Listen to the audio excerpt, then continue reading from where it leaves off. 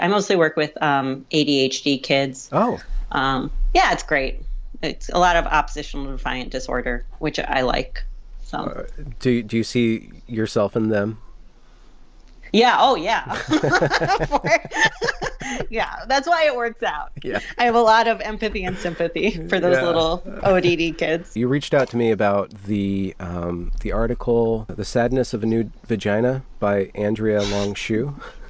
Right. My New Vagina Won't Make Me Happy Yeah. by Andrea Longtrue. The sadness of a new vagina. I'm just trying to make it in a romantic poetry mode, you know. Maybe there is a lack of humor about these issues because the emotions are turned up so much. But you did comedy. You started out doing comedy, what, 10 years ago or something like that? Right. Yeah. So, do you still practice that or just internally? No. Yeah, a lot of internal comedy for certain. Yeah, I don't do any stand-up or anything like that. Is there a correlation between ADHD and the diagnoses, either self-diagnosis or doctor diagnosis of gender dysphoria or any of the different trans diagnoses? So my understanding from the literature is that there is research that shows that trans-identified teenagers have very high rates of comorbid diagnoses. I don't know that ADHD has been documented, but things like bipolar have been documented, depression, anxiety, which makes a lot of sense. Also, Autism? right. The autism comorbidity has been extensively diagnosed. Okay. And my kind of theory about this is that a lot of these diagnoses have as part of their traits dissociative experiences. So it is true that ADHD kids have dissociative experiences more than other kids. And you wanted to speak about this article by Miss Shu? Yeah, Shu, I think. Because she brought up the article that thrust you into the national spotlight by Jesse Singal, which is still contentious. And I follow Jesse on Twitter, and he's always kind of arguing his position because people keep misreading him. It seems like they take him out of context when he's talking about being wary about transition. He's talking about thinking about childhood or early adulthood and stuff like that, not necessarily adult transition.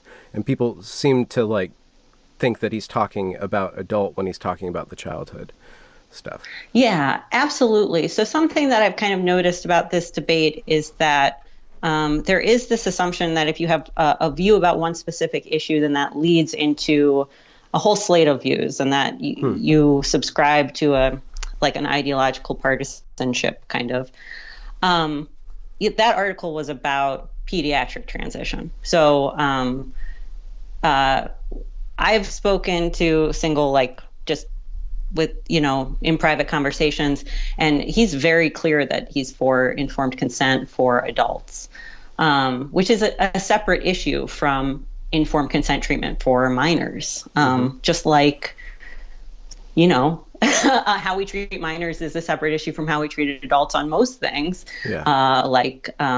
cigarettes and tattoos and joining the military. And we do respect the age of 18 as a cutoff to your childhood. Yeah.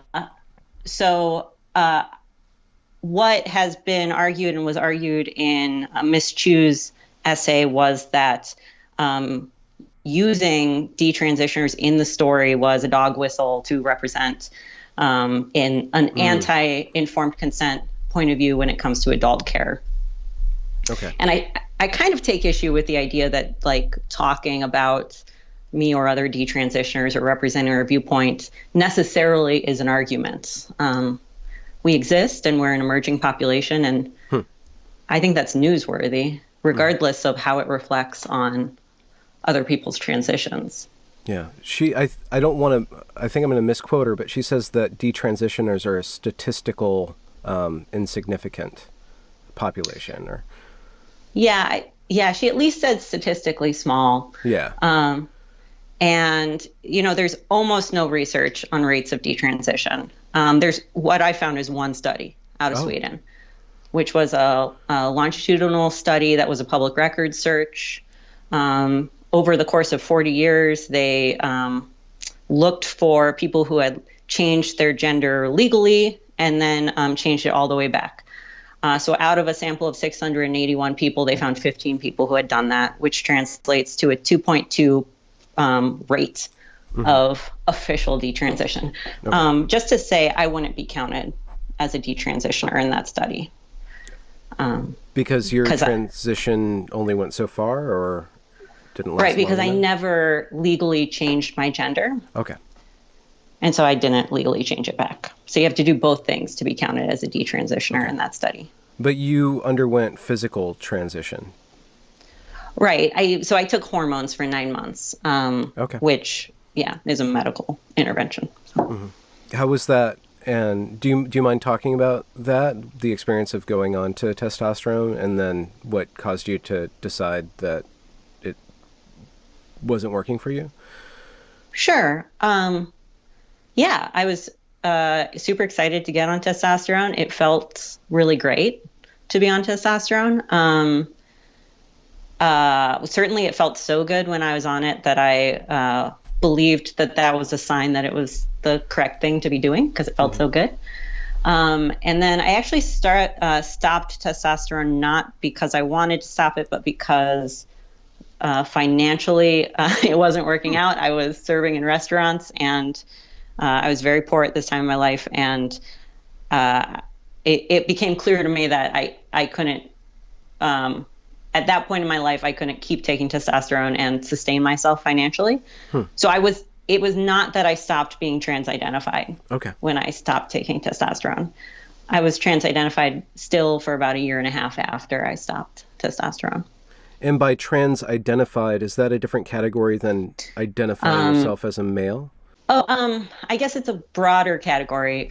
For about half of the 1.5 years after I stopped testosterone, I still conceived of myself as a guy, as a trans guy. Okay. I just felt very sorry for myself that I was a trans guy who couldn't take testosterone because of financial reasons. Okay. And then eventually I began to think harder about what I was doing to myself and how I was making myself really, really sad.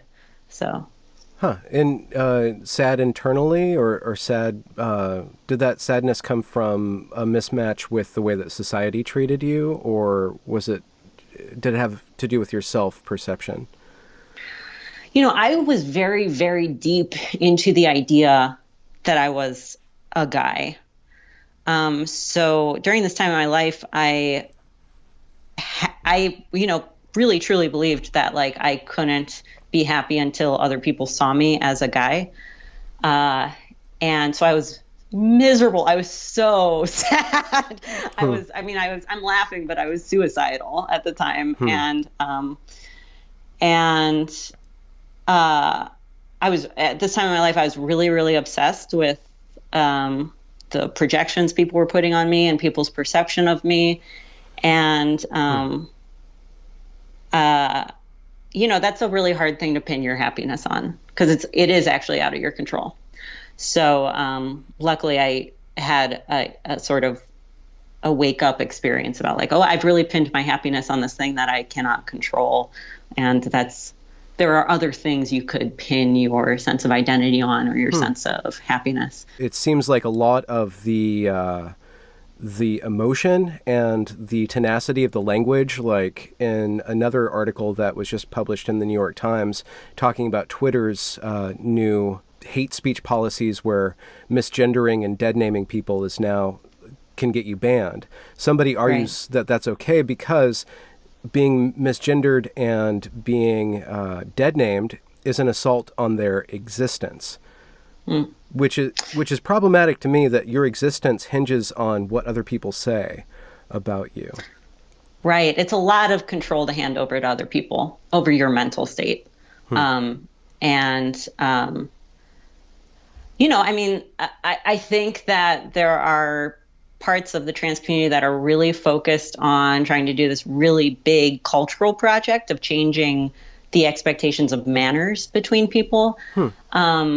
And that's a huge project.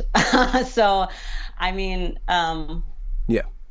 you know, I guess you can kick people off Twitter, but like in the end, you can't control how people perceive you. So you have to find some kind of sense of inner peace, regardless of how people are perceiving you, which is rough for all of us. But Yeah. I think that it's maybe a mistake of a lot of young people to like really focus on changing the world before they actually have their shit straight. You know, finding a way to be okay regardless of what the world is doing is a much harder project than trying to change the world. So yes, I would say that I honestly for years had kind of an obsessive interest in gender and gender roles and opening up gender roles. And while that project can be important, I think a lot of people should draw back from world-changing projects until they're okay, regardless.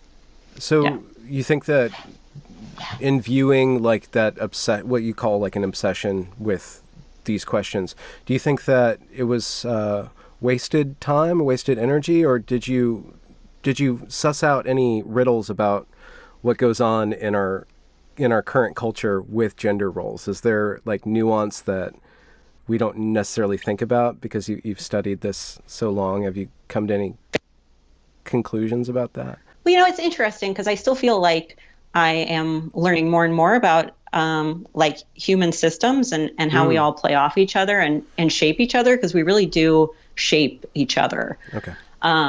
So I feel like even right now, like a lot of my clients are young boys. And so I feel like that's a whole new perspective on how young boys get socialized and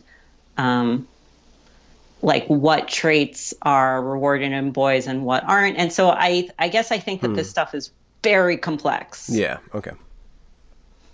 So it's so complex that I feel pretty stupid about it. So, yeah.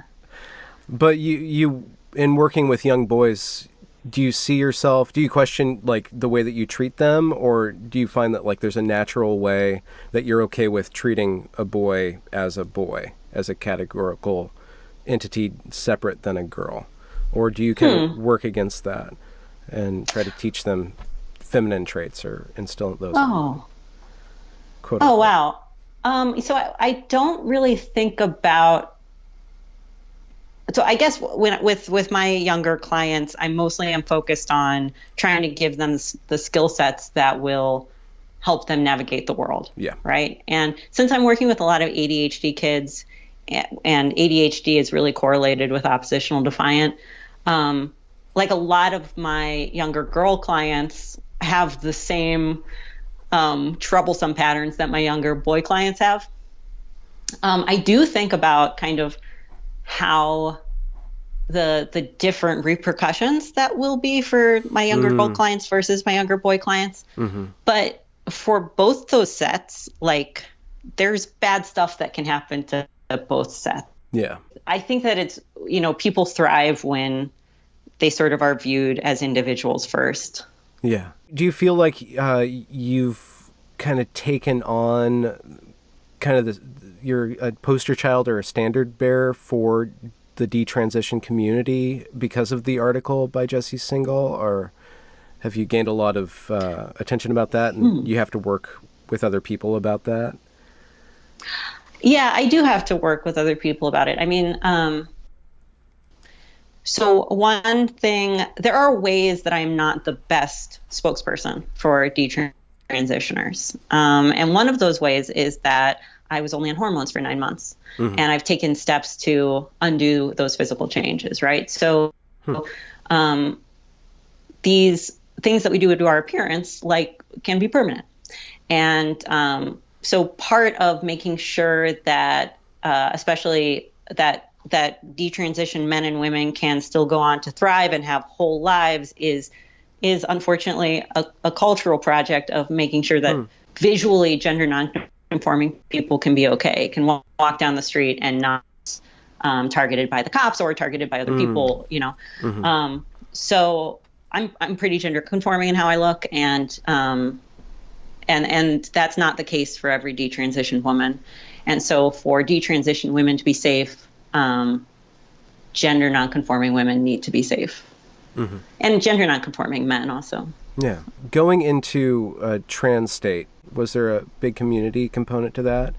And then was there blowback for you when you exited that?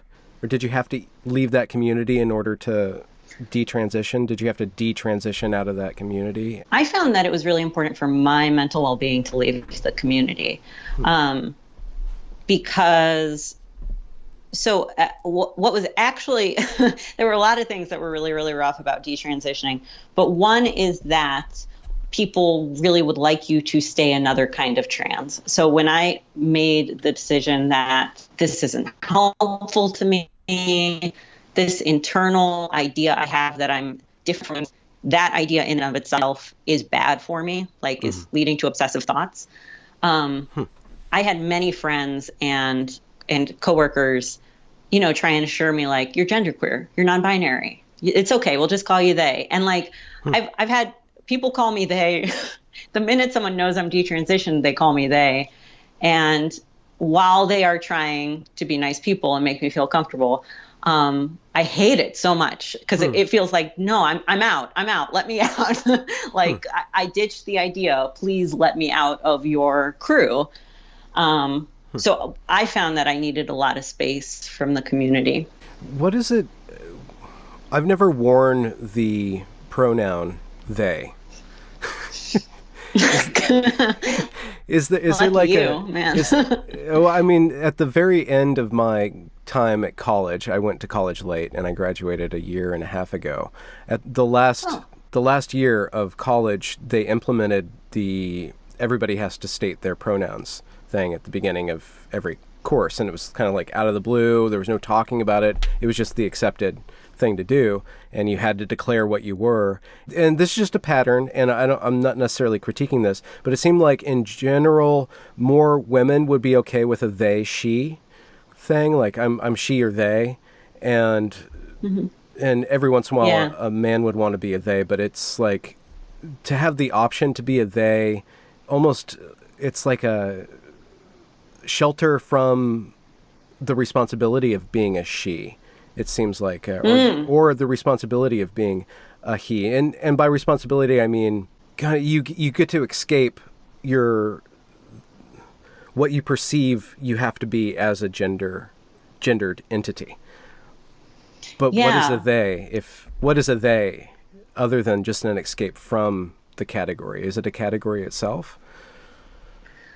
Yeah, I mean, I think I agree with you on a lot that it is so much about trying to escape from a set of projections that doesn't line up with how people experience themselves.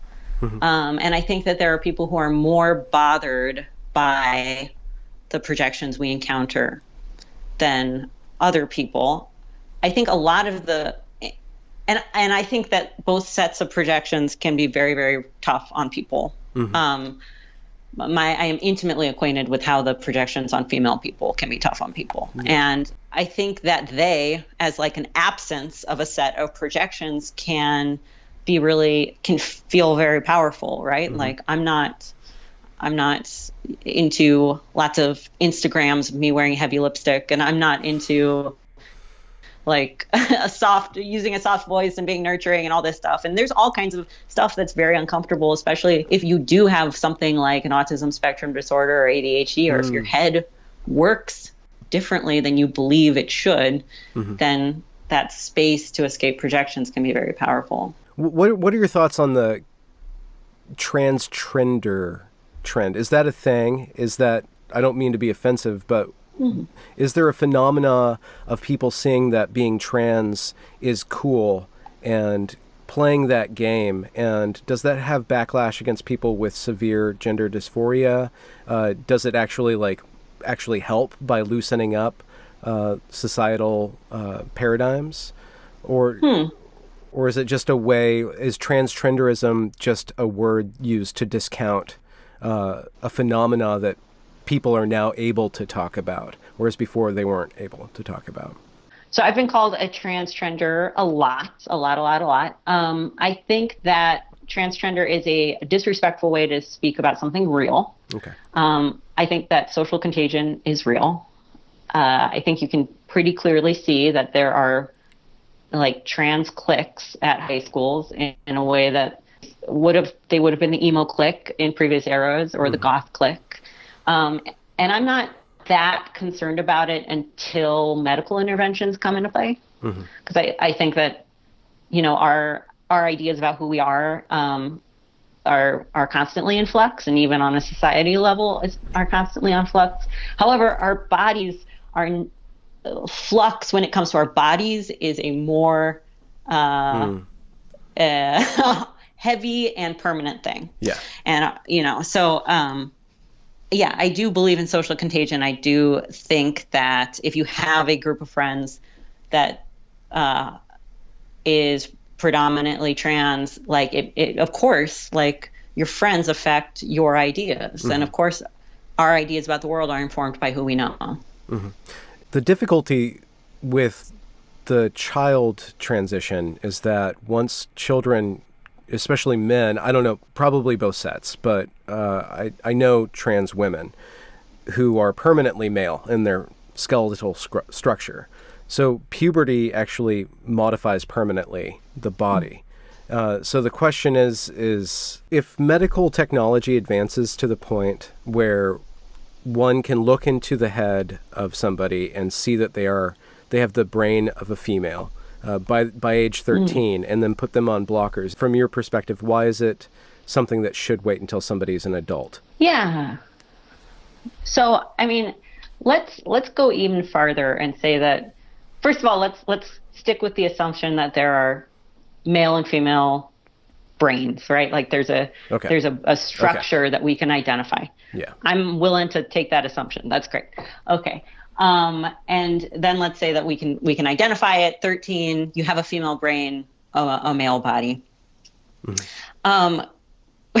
There are upsides to transitioning as an adult. And one of the major upsides is that there's fertility preservation, right? So even if we did live in a world where you could do a brain scan and say like, oh, that 13-year-old has a female brain, well, we don't know. Even if she would definitely be happy living her life as a trans woman, maybe she would also live her life being happy that she has like a bunch of sperm stored somewhere. And like maybe it would also be important. And honestly, like maybe she'd be happy like being able to have orgasms. Like that's important to a lot of adults, you know? And there's just so much that's not studied in what puberty blockers do, not just to the skeletal structure or the appearance, but also to our brain development and our organs. So it's a huge choice to be asking a 13-year-old to make. Yeah, especially if we don't actually have the research. How are we going to get that research then? This is a huge ethical question. How are we going to get the research if we don't start experimenting on children? And I'm sorry to lay that out there. I'm not agreeing with it, but yeah, how do we know? And people like really look at you weird if you talk about preserving people's right to their fertility. However, like we also are talking about people's right to, there's no research on how puberty blockers affect orgasm over the lifetime. So even if you think that it's weird to want to preserve the fertility of kids, like, shouldn't like it matters if we're baiting people to a life of not being able to orgasm. Of course that matters. Is that a major side effect that we know that hormone blockers interfere with the ability to have an orgasm? So there's no studies on this, and I bring it up because on a public post on the WPATH Facebook page, even really affirmative clinicians ask questions about like, what do we know about if a person has been on hormone blockers and then has gender confirmation surgery, what do we know about their ability to orgasm? So even the people who are totally on board 100% with pediatric transition are talking about the fact that we don't know how this is going to play out long term as far as sexual functioning. Do you see that there's a lot of squashing of those questions or deplatforming of questions in the rush to make trans rights? Yes, absolutely. And I would also say that to be someone who can be taken seriously by the trans medical establishment, you pretty much, you have to be okay with pediatric transition. Okay. I mean, it does seem like in terms of priorities, squashing debate about pediatric transition is one of the top priorities of the people working in trans medicine. And I think it's kind of sad because there's other questions with healthcare for trans people that are incredibly important. And specifically about what happens as people age and like effective medicine as people are aging. But people are much more interested in the pediatric transition stuff. Oh, what do you mean much more interested in that? There's more unresolved questions, or there's a rush to just accept it? There's a rush to produce research that justifies it. Oh, okay. And that kind of urgency, you do not see that in terms of research on, hey, what does it do to someone's lungs to take testosterone for 10 years? Why do you think there's such a urgency? Why is there such a rush? I think that there's an urgency because people see pediatric transition as this part of the puzzle that can kind of lay an ideological framework for trans rights. And I think it's kind of unnecessary. I think that you can make the argument for trans rights based on autonomy and human rights. But I think that there are people in the trans community who think that they really need to establish a narrative of like wrong brain. I mean, right brain, wrong body. Yeah. The trans issue has exploded so much in the last probably 3 or 4 years, maybe a little bit more, but in the last few years, it's like rapid onset trans rights issues. Like that's what we're going through. Somebody said, I can't remember where, that once gay marriage became legal, there was a lot of activists that didn't have anything else to do, and so they flooded into trans rights. And that's just a theory. I'm not advocating that one way or the other, but it seems in the last few years, very recently, a lot of attention has been set upon trans rights, and a lot of activity has been just rushed through about trans rights. Why do you think that it's come upon us so quickly?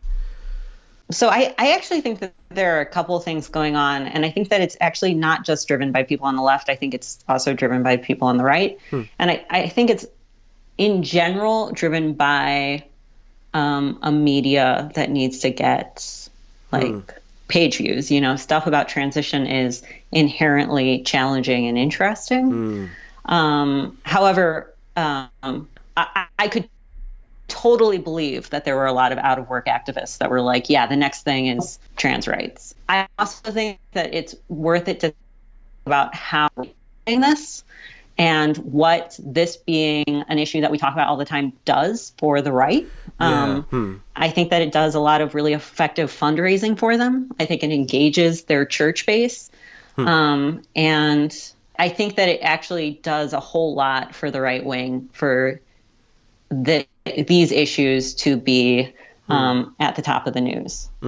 What do you find frustrating about trans rights activism, at least on how it's infiltrated, and that's probably too strong of a word, but how it's being implemented by large media corporations on the left, like Twitter, and the New York Times is running a lot of this stuff? I would say that the number one thing that I find frustrating about trans rights activism is the lack of strategy behind it. I think that the trans community, and I don't want to paint the whole trans community is doing it, but I think there are leaders in the trans community who show such cluelessness when it comes to how these things are going to be framed, right? So if you get Twitter to kick off people, what does that make you look like? It doesn't make you look sympathetic. And, there's like the trans community and that viewpoint can have some success in like publishing op-eds in the New York Times, but like in terms of the long view of moving public opinion and reshaping this like massive cultural project you're in, it doesn't do you any favors to have Twitter kick off gender critical feminists. So I think the thing that I find most frustrating is the lack of long-term strategy. And I think that has to do with the fact that like leadership in the trans community has nothing to do with any kind of democratic mechanism. It's got to do with like who gets famous on the internet. And just because you're good at getting famous on the internet does not mean that you are good at communication strategy or political strategy. I mean, I do feel like the leaders in the trans community have set up complete soft walls for the Alliance Defending Freedom, have set up circumstances where very obviously the ADF was going to come in and fund lawsuits. So like think ahead and don't set up those circumstances so that the ADF can fund lawsuits. Do you think that in a way, like as this conversation matures, the people who are more strategic will actually, within the trans community, will actually get ahead of the people who are just in it right now and acting in a way that's destructive to the end goal? I really do think so, because the trans people who I have found most interested in the viewpoints of detransitioners have been young trans people. So I do think that just as they mature and they, get more power in their jobs, that the trans community will get better at recognizing that part of an effective strategy is in some ways like cultivating different viewpoints. There's different viewpoints that can still agree on some main human rights goals. And are you worried about the medical establishment? I know one psychologist. I have a psychologist friend who is very worried about losing his license for misdiagnosing somebody. He said at this point he doesn't want to see anybody with gender issues because he can't even ask questions to figure out if it's like a sexual kink or if it's something deeper. Like he can't even get into that discussion to really accurately diagnose what's going on with the person. And it seems like in psychology that's a thing, and in the medical field that's a thing. And how do we avert that? Because that's going to end up setting people down irrevocable paths, especially if it goes medical. I am really unsure about how we avert that.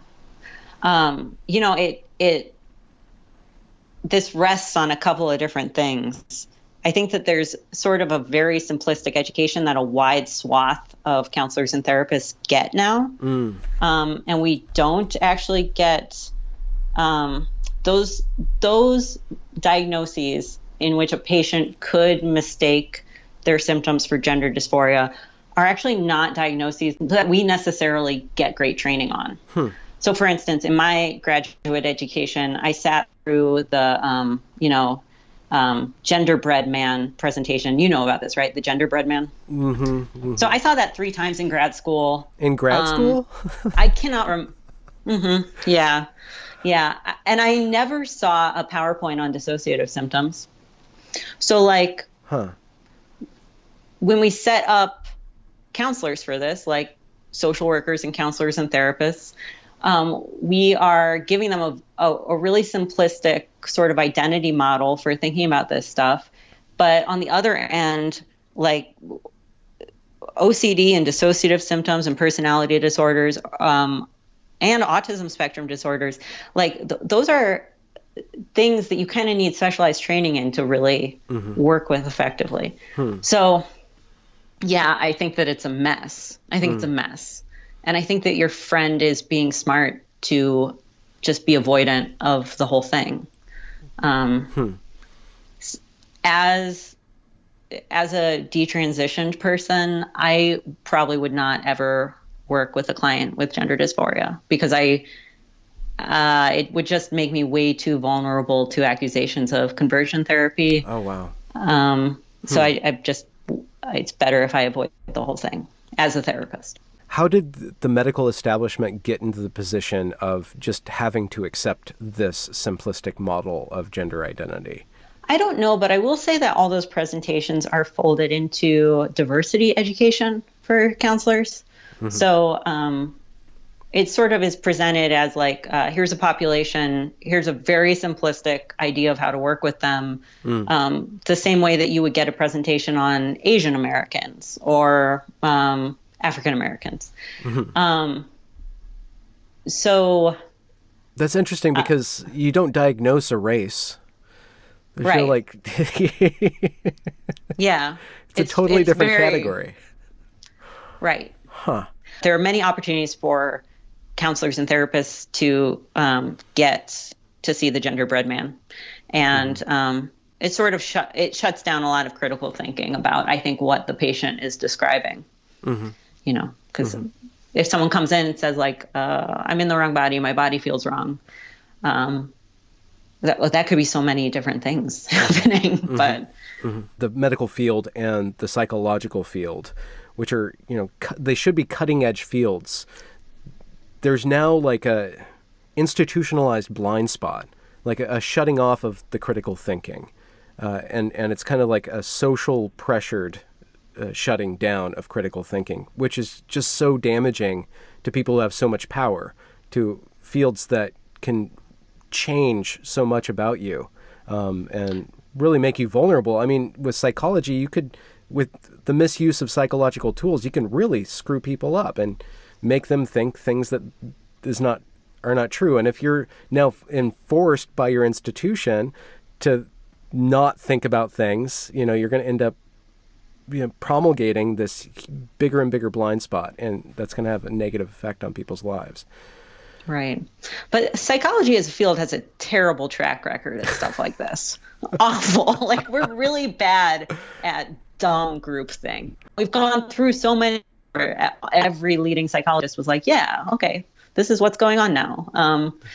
So I think this is just this 20-year period's weird blind spot.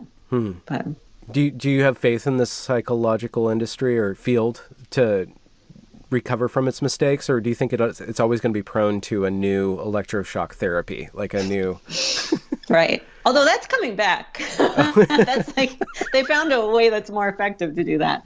I don't know what that, I think that it just, I think there is an egotism to the field that like makes us vulnerable to this. And I think there's an egotistical savior thing that gets a lot of people in the field that, makes us vulnerable to thinking that we're the people that know better than the rest of the world, and thus know that, hooking up electrodes to someone's skull can be a good idea, or cutting off part of their brain can be a good idea, or cutting them off from their family and saying their family all were Satanists can be a good idea. We tend to think that we know best. How do you personally prevent yourself from an egotism that would end up being harmful to your patients? I mean, I guess just like for me, like lots and lots of supervision. And then, you know, I think since I've had this experience and I've, you know, had bad experiences with therapists, I think having some bad experiences with therapists can be a good thing for an eventual therapist. So I think I'm really aware of like not making my patients super dependent on me, having good boundaries. And I think it's just about humility. It's just about like knowing who you are. As a therapist, you should be working to put yourself out of a job. The goal should be to end therapy so that person can walk through the world being their own therapist and confronting what is like a hostile, dangerous world in a way that is, you want people to be able to thrive in a hostile, dangerous world, because that's what adulthood is. A lot of jobs are, you should be outmoding yourself. Activists should look at their job as like, I need to put myself out of a job. I need activism to end, you know. Right. Yes. And it might be inherent in the progressive project where we're thinking there's always going to be another issue that we're never going to run out of issues, so I'll just run to the next issue. Oh, yeah. Absolutely. Activists should be thinking hard about whether they have an addiction to fighting. Yeah. And I've just known so many activists where it's like, oh, this is about your dad. Like, this is not about the world. This is about what your family was like. And I think the best ones are self-reflective about that, so that they can stop fighting when it's time to stop fighting. I think you should, I don't know. I really liked your presence on camera. So if you find a way to like do more videos like that, you're providing a lot of information that I thought was really great. So I want to encourage you. Cool. To ignore the idiots online. They're so dumb. It's really hard to deal with them. It's so hard to deal with them. But yeah. I mean, I think like that's one of the skill sets I got to learn, is how to not let other people's dumbness bum me out. Yeah. You're speaking from a expertise that is very special and narrow, but has a lot of attention on it right now. But right. So you're attracting a lot of people who aren't going to find any use in what you're offering because they can't see how it's useful. Yeah.